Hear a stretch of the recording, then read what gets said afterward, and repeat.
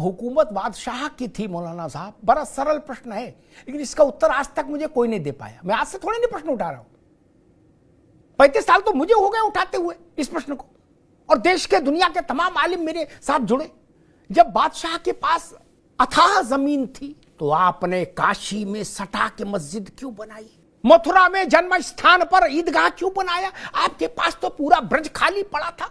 सलीम चिश्ती की जहां दरगाह बनाई है वो इलाका पूरा खाली पड़ा था, वहां ईदगाह बनाते, दुनिया की सबसे बड़ी ईदगाह बनाते। काहे को बनाई भैया? सटा सटा के क्यों बनाई? सटा सटा के। इस बात का उत्तर हमको आज तक किसी ने नहीं दिया। इस बात का उत्तर दे देंगे तो आपकी नीयत पर सवाल उठेगा। हमको मालूम है जन्नत की हकीकत, हमको मालूम है कि आपने सटा के क्यों बनाई, आप क्या सिद्ध करना चाहते थे। आप भारत के माथे पर लात रखकर खड़े होना चाहते थे, आप भारत की छाती पर लात रख के खड़ा होना चाहते। कोई विद्वान मुझे बता दे कि विश्वेश्वर महादेव के आंगन में आपने वो छोटी सी मस्जिद क्यों बनाई? पूरा काशी खाली नहीं था क्या? और जहां आपने मस्जिद बनाई वहां मुस्लिम आबादी भी नहीं है, घनत्व तो नहीं है, उससे कई किलोमीटर आगे जाके मुस्लिम आबादी है काशी में। बात मैंने पहले भी उठाई थी। वहां क्यों नहीं मस्जिद बनाई जहां नमाज पढ़ने वाले थे? मथुरा में आपने जहां ईदगाह बनाया वहां मुस्लिम रिहायश का घनत्व तो नहीं है मौलाना साहब, जहां घनत्व तो है वहां क्यों नहीं बनाया? दिल को बहलाने के लिए भाईचारा अच्छा है मौलाना साहब, ये नहीं चलेगा ना, ये गंगा जमुना दोनों नहीं चलेंगी। मैं उत्तर देता हूं, सटा के क्यों बनाई? आप भारत की आत्मा को घायल करना चाहते, आप भारत की मर्यादा को तार तार करना चाहते, आप भारत के आत्म तत्व को लहूलुहान करना चाहते थे, आप भारत की आध्यात्मिक चेतना के पवित्र दिए को बुझाना चाहते थे।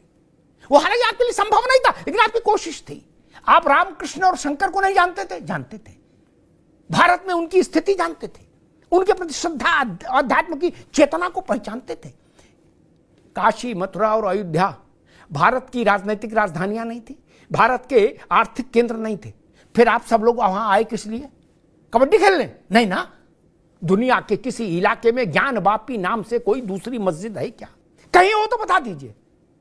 और जिसको आपने फब्बारा का, मैंने मौलाना साहब से एक बार कहा था कि आपने अपने वजू घर में जिसको इस दुनिया का सनातन धर्मी विश्वेश्वर महादेव का श्री विग्रह मानता है, वहां आप कुल्ला करते रहे, वजू अपना मेल धोते रहे।